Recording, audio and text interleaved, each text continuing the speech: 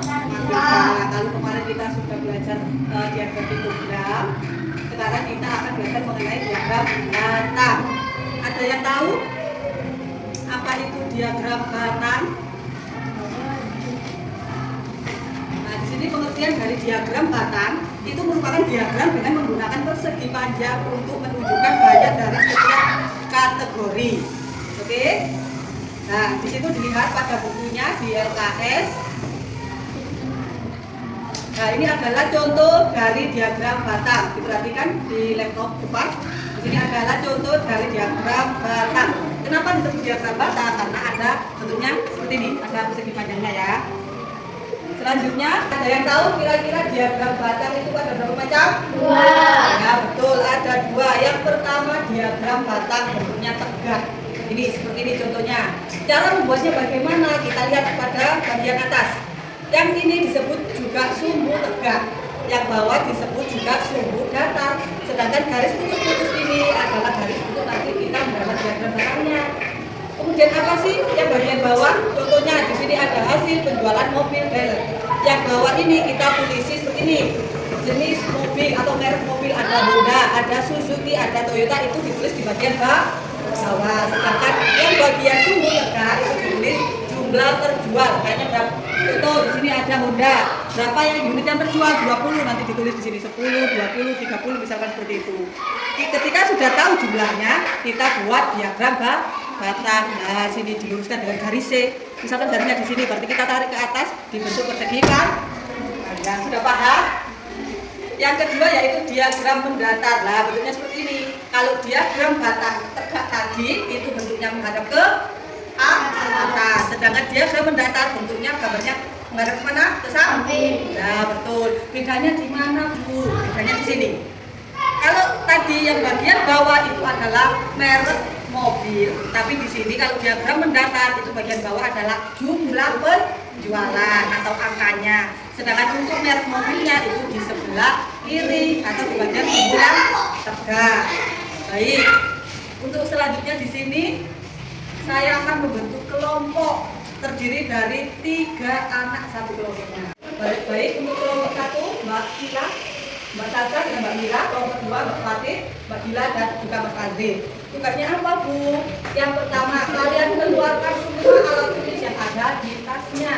Baik itu buku, pensil, penggaris, penghapus, ataupun pulpen itu dikeluarkan semua. Yang kedua, nanti kalian catat. Jadi ada bagian yang mencatat. Kalian tunjuk siapa yang bagian mencatat. Misalkan pensil, jumlahnya berapa, tulis pensil, jumlahnya. Itu ya. Dibentuk tabel. Kemudian baru dibuat menjadi diagram batang dan kita presentasikan di depan. Contohnya seperti ini nanti tabelnya. Ada nama barang, ada jumlah. Setelah kita ketahui ini, lalu kita buat diagram batang. Oke, paham? Sekarang kita bentuk kelompoknya masing-masing. Ngapain? Ini dijumlah kali. Boleh sih.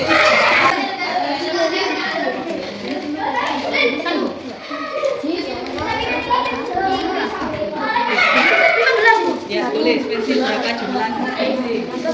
Ya, oi.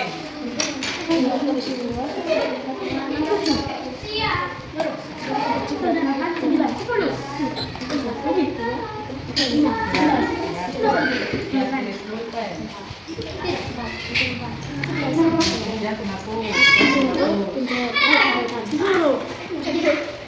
Dua, Bu.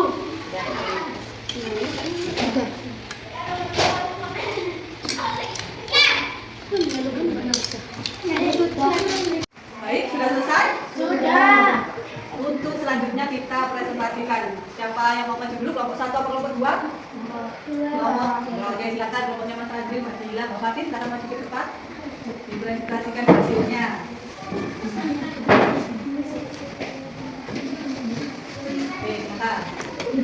Diagramnya yang terdapat sedikit adalah penghapus dan penggaris banyak dua. Yang benar adalah pensil sebanyak 2. Ya, betul. Silakan tepuk tangan. Boleh. Terima kasih.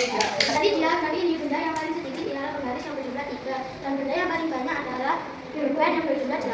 Betul. Terima kasih. Silakan tepuk tangan. Sudah paham dalam materi hari ini diagram batang? Sudah. Nah, oke, dari diagram batang itu kita bisa mengetahui berapa jumlah dari setiap benda yang kita miliki. Jadi kita bisa lebih cepat mengetahui berapa jumlah benda itu agar mempermudah kita dalam melakukan aktivitas atau pekerjaan yang bisa dilakukan dari kegiatan kita sehari-hari, tidak hanya di sekolah.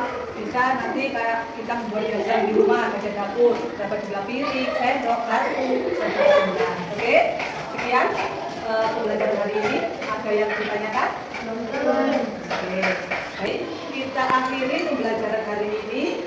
Tetap sehat, jangan lupa belajar di rumah dan juga terus berkembang dan juga jangan lupa semangat untuk terus sekolah. Oke, terima kasih. Assalamualaikum warahmatullahi wabarakatuh.